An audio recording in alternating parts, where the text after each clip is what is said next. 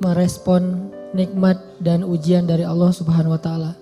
Kan biasanya kalau kita ngomongin tentang nikmat identik dengan syukur ya. Terus kalau ujian identik dengan sabar. Tapi gak selalu kayak gitu keadaannya. Kadang-kadang nikmat itu bisa bikin kita GR.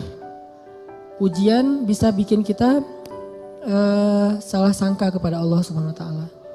Seolah-olah Allah kalau kasih ujian itu kayak gak suka sama kita.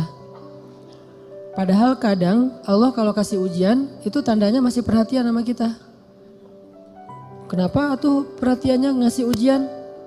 Bisa banyak banget alasannya, bisa pengen ngapusin dosa-dosa kita, bisa pengen ngangkat derajat kita walaupun kita nggak usah terlalu kegeeran ke sana, minimal menghapus dosa-dosa ya. Bisa juga emang mungkin hanya dengan cara dikasih ujian kita rajin beribadah. Dan itu kita banget kayaknya tuh. Kalau lagi banyak masalah, tahajudnya rajin. Mendekati ujian nasional, tahajud nggak tinggal selama sebulan. Hari ujian nasional terakhir, malamnya udah nggak tahajud lagi. Kan kita banget nih. Nah orang yang tipenya kayak gini kadang emang cara untuk biar dekat ke Allah emang dikasih ujian. Makanya jangan jadi tipe kayak gitu. Walaupun ada orang lain yang soleh tapi tetap dikasih ujian. Kenapa? Karena Allah Subhanahu wa taala benar-benar pengen lebih dekat sama dia. Makanya Nabi bilang asyadun nas balaan al-anbiya summas salihin. Orang yang paling banyak diuji sama Allah itu orang para nabi, kemudian orang soleh, kemudian yang mendekati kesolehan dan seterusnya dan seterusnya. Ternyata kadang ketika kita dikasih nikmat, kita tuh jadi kegeeran. Jangan-jangan ternyata nikmat itu bukan sebuah anugerah, justru nikmat itu adalah sebuah istidraj. Gimana kita ngebedain anugerah sama istidraj? Indikatornya sederhana. Seperti apa hubungan kita dengan Allah lewat nikmat itu. Kalau nikmat itu menjauhkan kita dari Allah dan makin nikmat makin jauh, biasa-biasa aja, lempeng dalam urusan agama, berarti nikmat itu adalah istidraj. Kalau nikmat itu bikin kita makin bersyukur, bentuk syukurnya bisa makin dekat ke Allah dalam bentuk ibadah, bisa juga makin banyak manfaatnya ke orang lain dengan berbagi, berarti nikmat itu adalah anugerah. Dua-duanya nikmat, karena dua-duanya dinikmati. Tapi ada anugerah, fadl, ada juga istidraj. Atau kadang-kadang kegeeran kita kasus yang lain misalnya gini. Kayak dalam keluarga ya, dalam keluarga kita berdoa nih. Berdoa, ya Allah mudahkanlah rezeki saya, keluarga saya, pasangan saya, kayak gitu-gitu. Atau anak kita sakit, terus kita berdoa, ya Allah sembuhkanlah anak saya. Yang berdoa malam itu bukan cuma kita loh. Orang tua kita berdoa, pasangan kita berdoa. Kadang sampai pembantu juga berdoa. Tiba-tiba Allah kasih kita nikmat lewat doa ini. Misalnya anak sembuh, misalnya kita lulus ujian, misalnya dapat kerjaan. Terus kita tiba-tiba kegeeran. Ya doa saya diijabah banget ya. Di sini nih kegeerannya nih. Apa ini enggak husnuzon Ustaz? Husnuzonnya kalau Allah maha baik ya. Mau mengijabah doa orang yang tidak layak diijabah. Ini husnuzon. Kalau kegeeran, ya. Alhamdulillah saya orangnya layak diijabah doa ya. Doa saya tuh cepat banget diijabah. Lu baru semalam doa, hari ini udah ijabah. Kalau yang diomongin adalah kitanya, itu kegeeran.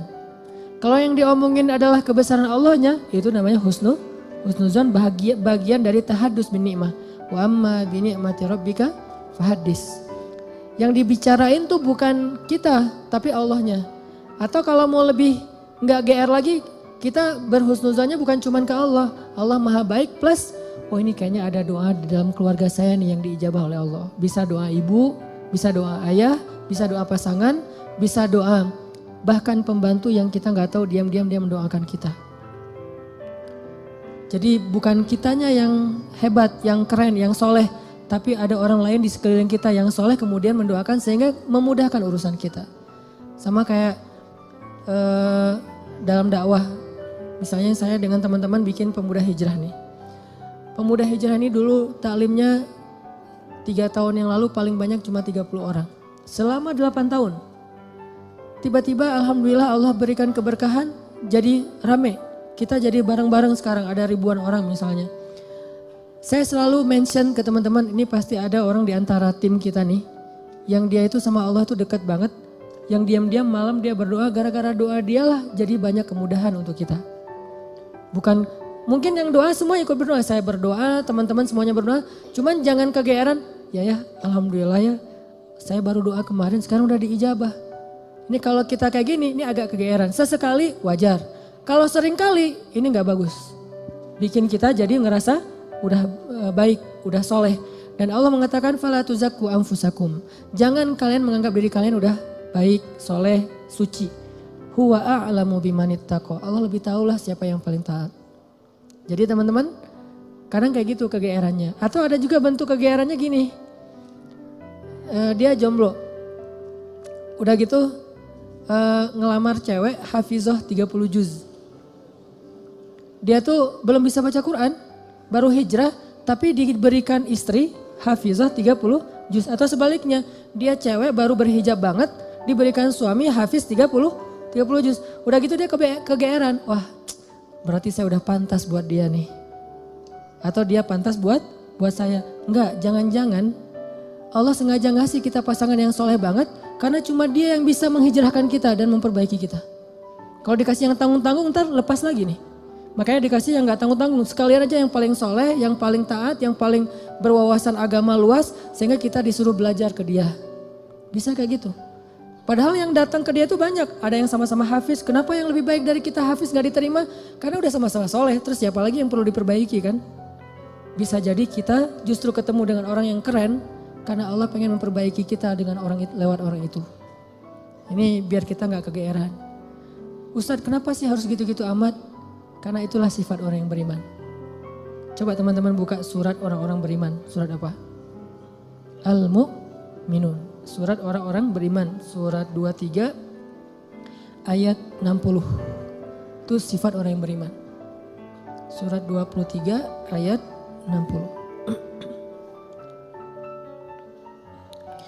Bismillahirrahmanirrahim.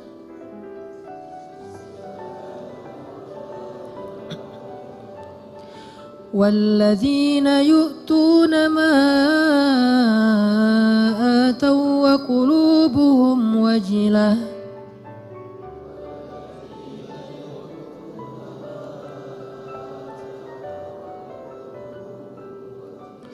وقلوبهم وجلة أنهم إلى ربهم راجعون.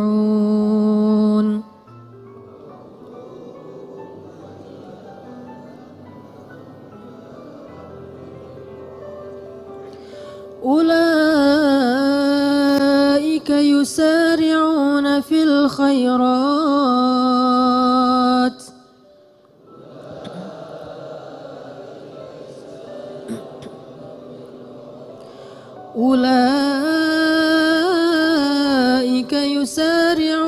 في الخيرات وهم لها سابقون.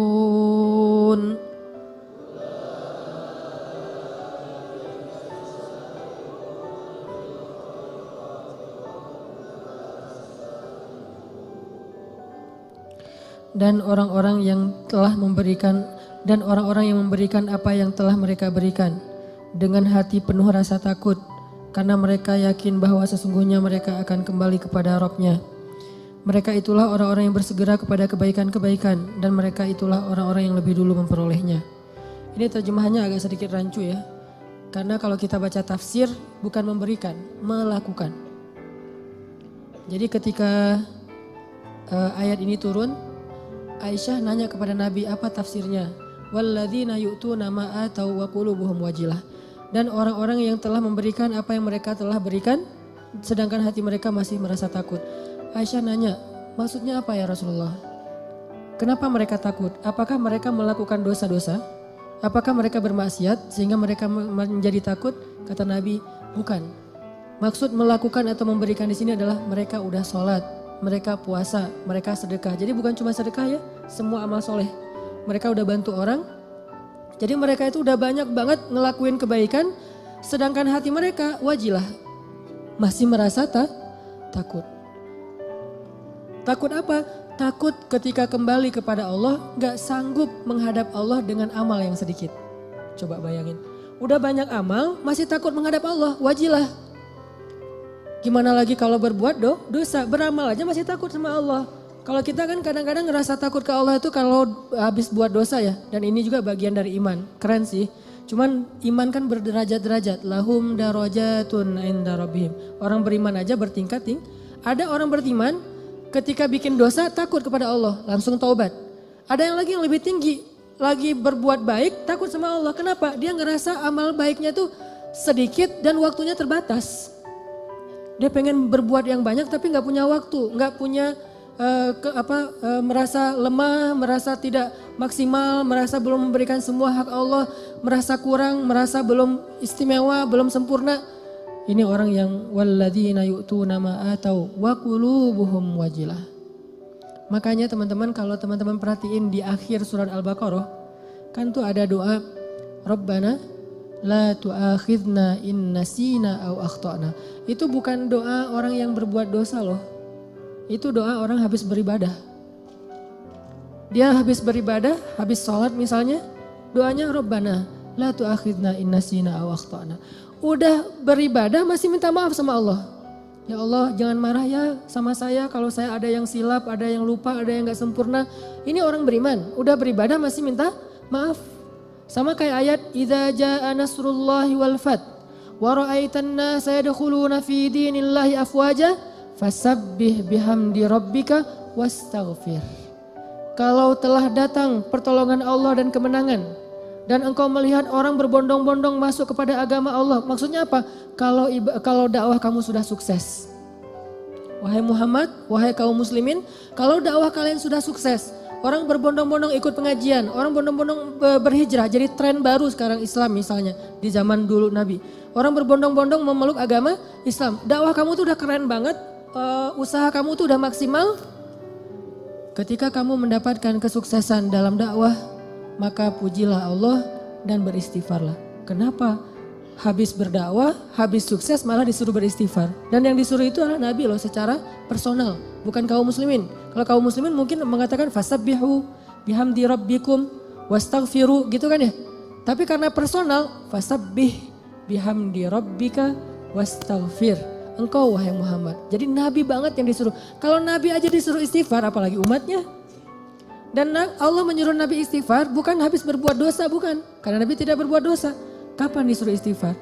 Habis sukses dalam dakwah disuruh istighfar. Kenapa? Inilah mukmin. Dia nggak pernah merasa dirinya sempurna. Dia nggak pernah merasa bahwa ini karena kerja saya, karya saya, hasil jerih payah saya, karena saya hebat. Enggak. Istighfar tetap kepada Allah. Karena kalau nggak Allah tolong kamu nggak akan sukses. Gitu maksudnya. Kenapa kalau Allah nggak tolong kamu nggak akan sukses? Karena apa yang kamu lakukan itu harusnya kamu nggak bisa sukses. Soalnya yang kamu lakukan itu belum maksimal, belum ideal, belum sempurna, belum istimewa. Tetap aja ada kurangnya. Karena sifat dari insan mahallul khata' wan nisyan. Pasti ada salah dan lupa, pasti. Jadi gimana pun kita dapat nikmat, hati kita wajilah. Apalagi nikmat dunia doang. Nikmat ibadah aja tetap wajilah. Nikmat ibadah kan yu'tu nama atau berarti mereka sholat, puasa, zakat, sedekah, haji, umroh, kayak gitu-gitu, tilawah, hafal Quran, tapi hatinya masih wa qulubuhum wajilah. Padahal itu yang dikasih nikmat ibadah loh. Gimana kalau yang dikasih nikmat dunia? Karena nggak mungkin kan nikmat ibadah itu istidraj. Mungkin nggak? Nikmat ibadah istidraj. Allah membiarkan dia aja sholat sendiri. Nggak mungkin kan? Istidraj itu hanya berlaku untuk nikmat dunia. Tapi kalau nikmat akhirat, ibadah, ketaatan, kedekatan dengan Allah, nggak mungkin istidraj. Itu pasti nikmat yang hakiki tuh. Tetap mereka ngerasa saya banyak kurang, saya masih. Kalau sholat pasti tadi ada yang nggak khusyuknya. Ada yang khusyuk 4 rakaat sholat isya. Pasti ada hilang-hilangnya gitu kan ya. Lebih tepatnya ada khusyuknya sedikit, sisanya hilang. Mungkin itu lebih tepat buat kita nih. Nggak sengaja kok udah salam aja. Atau tadi sujudnya 2 kali apa sekali ya. Tadi saya ruku gak sih? Apalagi kalau sholat sendiri tuh. Pas udah sujud, tadi saya ruku gak sih? Kan suka gitu tuh. Pas udah berdiri, tadi saya tahiyat gak sih? Atau langsung dari sujud langsung berdiri. Kan suka gitu. Salam, tadi saya syahadatan gak ya? Jangan-jangan langsung Allahumma sholli ala sayyidina Muhammad, assalamualaikum. Pas berdiri, tadi saya baca Al-Fatihah gak ya? Udah mau ruku aja. Suka gitu, berarti banyak kurangnya dalam ibadah kita. Tilawah juga gitu, pasti banyak baca yang salah. Jangan-jangan salah huruf, salah makna harusnya dosa. Puasa juga gitu, gak bisa jaga pandangan. Atau sedekah juga gitu, jangan-jangan saya sedekah belum bersih-bersih amat atau belum maksimal. Masih banyak yang saya tahan, masih kikir. Intinya adalah jangan ngerasa udah sempurna. Sehingga ketika Allah kasih kita nikmat, kita merasa diri kita emang pantas mendapatkannya. Bukan. Ketika Allah kasih kita nikmat, kita bilang sebetulnya saya gak pantas tapi Allah maha baik. Ketika Allah kasih kita hidayah, sebetulnya bukan saya udah sadar, Allah menyadarkan saya. Ketika kita dapat ujian, baru kita salahkan diri kita. Makanya hadis qudsinya yang saya sampaikan di booster, kalau kalian mendapatkan nikmat, janganlah kalian memuji kecuali Allah. Kalau kalian mendapatkan masalah, musibah, sesuatu yang buruk, janganlah kalian mencela kecuali diri kalian sendiri. Ini ke diri kita teman-teman. Dan ini kaidahnya tidak berlaku untuk orang lain ya. Karena Allah hanya mengatakan untuk diri kalian sendiri, bukan untuk teman kalian. Jadi dalam Islam itu kita dibangun juga persepsi, mindset. Jangan pakai hadis qudsi ini untuk orang lain. Lo banyak dosa tuh. Kok gitu sih? Ya kan kata Allah juga dalam hadis qudsi gitu. Enggak, ini enggak berlaku untuk orang lain, berlaku untuk diri kita. Untuk orang lain selalu berlaku husnuzon. Ijtanibu katsiran minadh-dhon, jauhi prasangka buruk kepada orang lain. Kalau dia dapat nikmat, Masya Allah, Allah sayang kepada dia sehingga diberkahi rezekinya. Kalau dia dapat ujian, Masya Allah, Allah pengen menggugurkan dosa dia, pengen mengangkat derajat dia. Kalau ke kita dapat nikmat, saya sebetulnya gak pantas tapi Allah baik banget sama saya. Kalau kita dapat ujian, emang saya layak diginiin sama Allah. Ya Allah ampunkan dosa saya, angkat musibah saya. Terus mana ada peluang buat kita menghakimi orang lain? Kan gak ada peluang. Sesama mukmin, sesama muslim, gak ada peluang kita menjelek-jelekan orang lain. Nah kalau teman-teman perhatikan di surat Al-Mu'minun yang ayat 60 tadi, coba mundur beberapa ayat, ayat 55 itu jelas banget. Jadi satu paragraf ini lagi ngomongin tentang bab GR nih. Ayat 55 itu orang yang GR. Surat Al-Mu'minun ayat 55 Allah bilang, ayahsabuna annama numidduhum bihi min malin wa banin nusari'u lahum fil khairati bal la yash'urun. Apakah mereka mengira ketika kami memberikan mereka banyak harta dan keturunan, berarti kami menyegerakan untuk mereka kebaikan? Enggak, mereka enggak ngerti kata Allah. La yash'urun itu enggak sadar, enggak ngerti, enggak ngerasa. Jadi enggak selalu ketika Allah numiddu lahum mim malin wa banin, ketika Allah ngasih harta dan keturunan yang banyak, maksud harta dan keturunan tuh kehidupannya bahagia, rumah tangganya aman-aman aja enggak ada masalah, maka berarti nusari'u lahum fil khairat, belum tentu. Seolah-olah Allah itu sayang banget sama dia, belum tentu. Kalau gitu kita suudzon sama Allah, enggak. Kita tetap berpikir Allah itu maha baik. Terus kalau kita dapat nikmat, itu bukti bahwa Allah maha baik, bukan karena kita pantas. Atau mungkin ini adalah ujian dari Allah. Antara dua. Antara Allah emang baik banget walaupun kita enggak pantas, atau Allah sedang menguji kita dengan ujian yang kita senangi. Dulu ketika masih sendiri, setiap malam tahajud, ya Allah beri saya pasangan imam yang bisa ngimamin saya. Gak apa-apa deh yang dibaca Al-Ikhlas juga, yang penting dia imam. Yang imam, ya Allah beri saya makmum. Mudah-mudahan dia tetap mengamini doa-doa saya, walaupun mungkin doa saya gak fasih. Doain setiap malam tahajud, Allah kasih nih. Persis kayak bayangan kita banget nih, spesifik. Hidungnya, matanya, wah segala macam. Gua banget lah pokoknya. Pas udah dapat gitu masih bangun tahajud gak? Atau udah mulai telat-telat dikit? Kenapa telat-telat dikit? Susah bangunnya sekarang. Kalau dulu bangun cuman ngangkat bantal guling atau cuman selimut doang. Itu juga kadang-kadang. Karena seringnya selimut udah terbang kemana, bantal guling kemana tidurnya teh. Macet banget tidurnya. Ada juga pas dia mau bangun, sekarang beda, bukan bantal guling, lengan. Mungkin lengan itu lebih ringan daripada bantal guling. Secara kilonya kayak gitu ya. Tapi rasanya berat. Taruh lengan, aduh gimana nih caranya. Ntar dia terbangun, kan saya nggak pengen ngebangunin dia, kasihan. Alasannya modus. Nggak tahajud, atau tahajudnya telat. Atau mulai berkurang, lama-lama tadi tahajud 11, sekarang jadi tinggal 8, 4, 2, tinggal witir doang. Tapi masih lumayan lah. Akhirnya subuh di masjid, subuh di rumah, subuh telat, subuh dijamak dengan duha. Kan bertahap tuh. Udah gitu ngejamaknya kompakan lagi, berjamaah. Jamak subuh sama duha berjamaah sama suami istri, kan kompakan ya. Masya Allah luar biasa, kompak, istiqomah, menjamak. Allah pengen nguji kita lewat pasangan justru. Kadang Allah pengen nguji kita dengan terlalu sibuk dengan kerjaan. Tadinya kita gak punya kerjaan, nganggur, akhirnya bisa beribadah tepat waktu. Begitu udah ada kerjaan, jadi gak tepat waktu lagi. Kenapa? Alasannya mulai sibuk, mulai rush, mulai tight jadwal, kayak gitu-gitu. Nah ini artinya jangan selalu kegeeran bahwa Allah sayang sama kita. Bahwa kita layak disayangi oleh Allah.